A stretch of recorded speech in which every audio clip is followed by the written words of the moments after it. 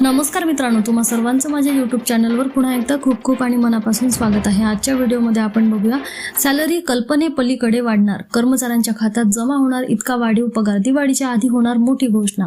व्हिडिओला सुरुवात करण्याअगोदर तुम्हाला एक विनंती, चॅनलवर पहिल्यांदाच भेट देत असाल तर चॅनलला सबस्क्राइब करा। चला तर मग सुरू करूया आजच्या व्हिडिओला।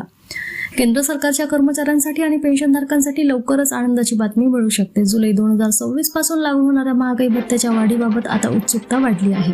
सरकारकडून दरवर्षी जुलै महिन्यात महागाई भत्त्याचा आढावा घेतला जातो आणि त्याची अधिकृत घोषणा साधारणपणे ऑक्टोबरमध्ये केली जाते।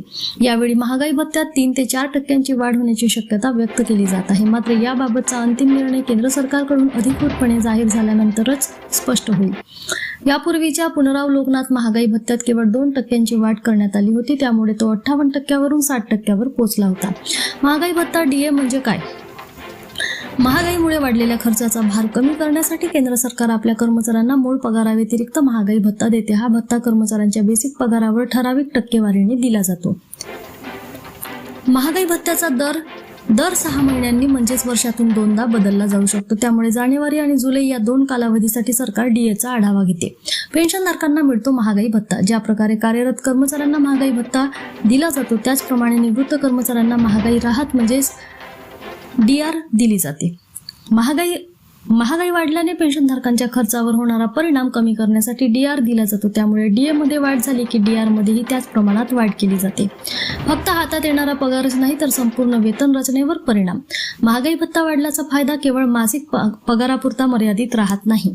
डीए हा वेतन रचनेतील महत्त्वाचा घटक असल्यामुळे त्याचा परिणाम भविष्य निर्वाह निधी, पीएफ, पेन्शन आणि ग्रॅच्युइटीच्या गणनेवरही होतो। त्यामुळे डीए वाढल्यास दीर्घकालीन आर्थिक लाभही कर्मचाऱ्यांना मिळू शकतात। वर्षातून 2दा होते पुनरावलोकन। केंद्र सरकारच्या दरवर्षी जानेवारी आणि जुलै या 2 महिन्यामध्ये डीए आणि डीआरचा आढावा घेतला जातो। हा निर्णय all India consumer price index म्हणजेच AICPI मधील आकडेवारीच्या आधारे घेतला जातो। मात्र प्रत्येक वेळी डीए वाढेलच असे नाही। महागाईचा दर आणि AICPI निर्देशांकातील बदल लक्षात घेऊन सरकार अंतिम निर्णय घेते। साधारणपणे जानेवारीतील डीएची घोषणा मार्चमध्ये तर जुलै मधील डीएची घोषणा ऑक्टोबरमध्ये केली जाते। मागील वेळी किती वाढ झाली होती? मागील पुनरावलोकनात केंद्र सरकारने महागाई भत्त्यात 2% वाढ केली होती। त्यामुळे डीए 58% वरून 60% गेला होता।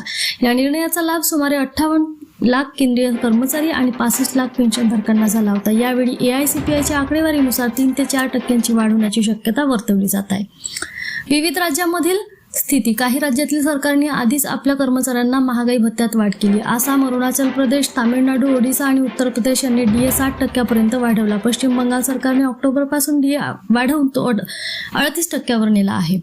महाराष्ट्र सरकारने जुन्या डीए थकबाकीच्या देयकासाठी 800 कोटी रुपयांहून अधिक निधी मंजूर केलेला आहे। बँक आणि रेल्वे कर्मचाऱ्यांनाही होणार फायदा। महागाई भत्त्याचा लाभ केवळ केंद्र आणि राज्य सरकारी कर्मचाऱ्यांनाच नाही तर रेल्वे कर्मचारी आणि सार्वजनिक क्षेत्रातील बँकातील कर्मचारी यांनाही डीए वाढीचा लाभ मिळतो। इंडियन बँक्स असोसिएशनने म्हणजेच IBA आपल्या कर्मचाऱ्यांसाठी डीए वाढ जाहीर केली आहे। तसेच भारतीय रेल्वेनेही अलीकडेच डीए मध्ये 2% वाढ केली आहे। डीएवर कर भरावा लागतो का? महागाई भत्ता हा पूर्णपणे करपात्र आहे। आयकर विवरणपत्र भरताना डीएची रक्कम स्वतंत्रपणे नमूद करावी लागते। दरम्यान डीए 60%पेक्षा जास्त झाला तरी तो मूळ वेतनात बिलिंग करण्याचा कोणताही प्रस्ताव सध्या सरकारच्या विचाराधीन नसल्याचे स्पष्ट करण्यात आले। 8व्या वेतन आयोगाकडे सर्वांचे लक्ष। सध्या केंद्रीय कर्मचारी आणि पेन्शनधारकांचे लक्ष 8व्या वेतन आयोगाच्या शिफारशींकडे लागले आहे। भविष्यात डीए, मूलभूत वेतन आणि वेतन रचनेत कोणते बदल सुचवले जातील याबाबत आयोगाच्या अहवालानंतरच अधिक स्पष्ट चित्र समोर येणार आहे। पुन्हा भेटू एका नवीन अपडेटसह। धन्यवाद।